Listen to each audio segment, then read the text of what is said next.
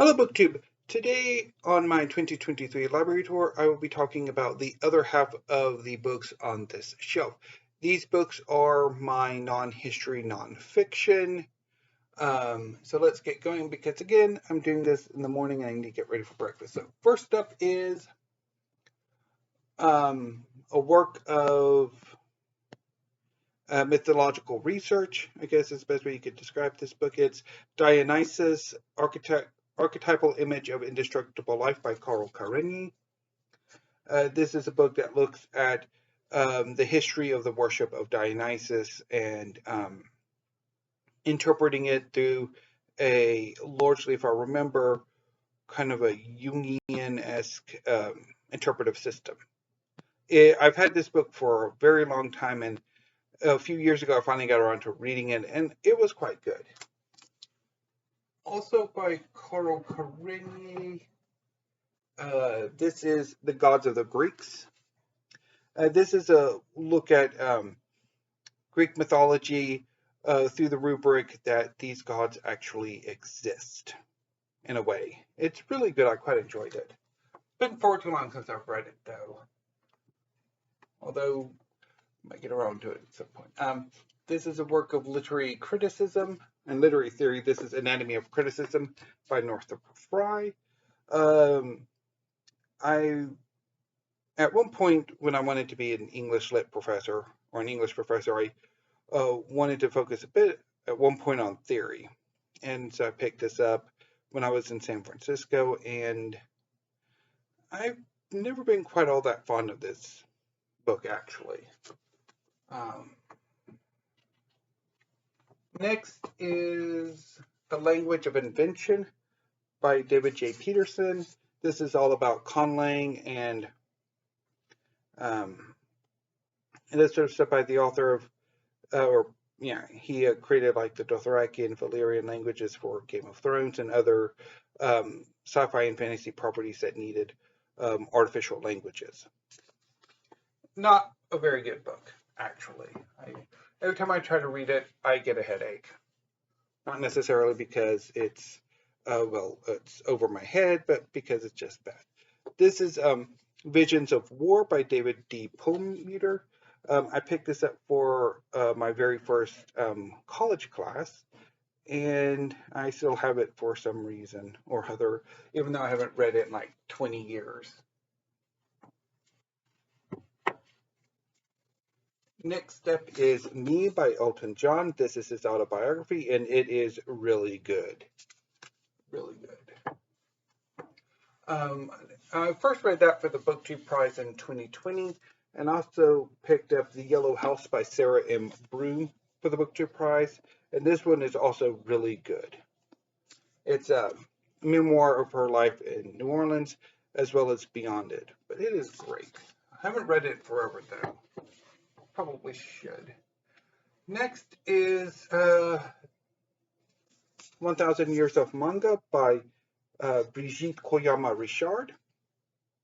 This is an introduction to manga with Japanese comics and Japanese sketches, lavishly illustrated. I got this from Steve Donahue, and I reviewed it in Open Letters. It was my first review, and I didn't particularly care for this book all that much. I think it's okay for like a reader who's coming at manga from a more critical or a more snobbish position. But if you're already interested in manga, this book might leave some things to be desired. Talking about a book I really don't like, and I don't know why I still have it, except for just not finding a place to send it to.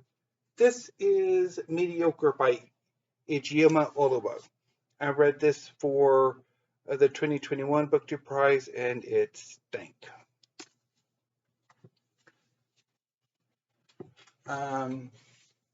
Next up is Gay Bar by Jeremy Atherton Lynn. This is all about gay bars, and I didn't quite get on with it when I read it last year, but I do want to have another go at it at some point. Excuse me.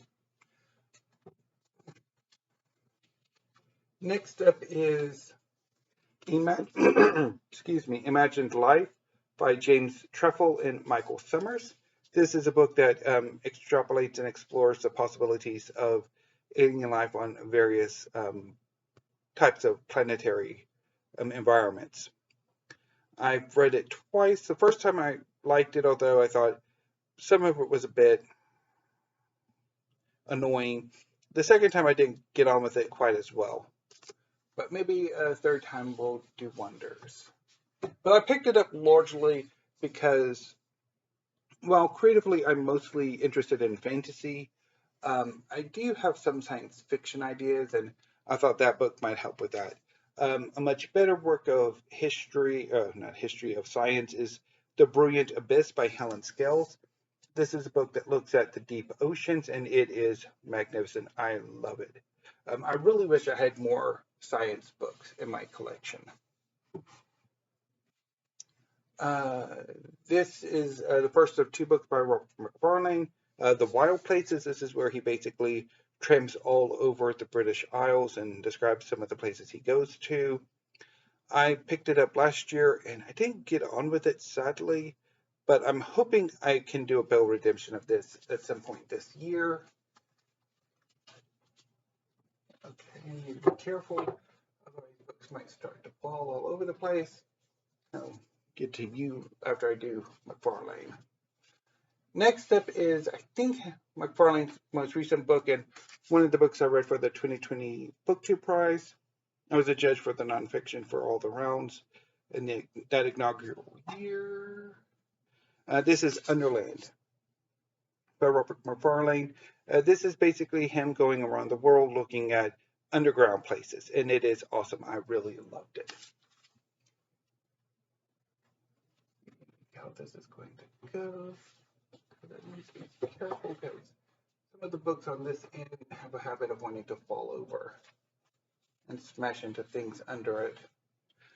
This is The Cloud Forest by Peter Mathias, and this is his journey through South America. And I long wanted to read Peter Mathias's work, and unfortunately I didn't quite get on with it. I thought it was very dry and boring, but maybe a Bell redemption is in the offing. Returning back to science books, I have, with the intention of using them as inspiration for like science fiction writing. This is Physics of the Impossible by Michio Kaku. This is his extrapolation of what of the plausibility of science fiction physics, as well as how eventually they can be achieved. I've read this book a few times and quite like it, but I haven't read it in a while, even though I have this edition. Next up is The Red Hourglass Lives of the Predators by Gordon Grice. This is a wonderful look at various predators, primarily arachnids and arthropods. It's really good. I've read it several times and I love it every time I read it. The next group of books, besides, I guess I would go into, I also have Happy Little Accidents, The Wit and Wisdom of Bob Ross, compiled by Michelle Biddy, which I picked up or I got as a gift for Christmas this past year.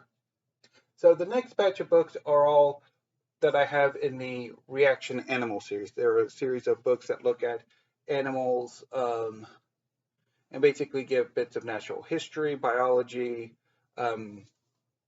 cultural history, economic, that sort of thing. So first up is Dog by Susan McHugh. This one is just terrible. I've never gotten into it. I've tried it twice and it doesn't do much for me. Next up is Spider by Katarzyna and Sergei Mikalski. This one is bad. Not a huge fan of it. Next is Shark by Dean Crawford. This one is pretty good. I quite liked it. Uh, I really liked Scorpion by Louise Pryke. This one is great. Um,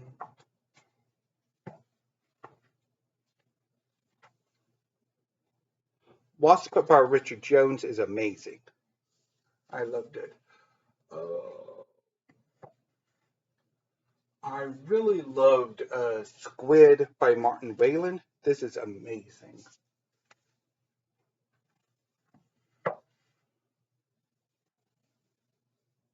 Octopus by Richard Schweid is also really good.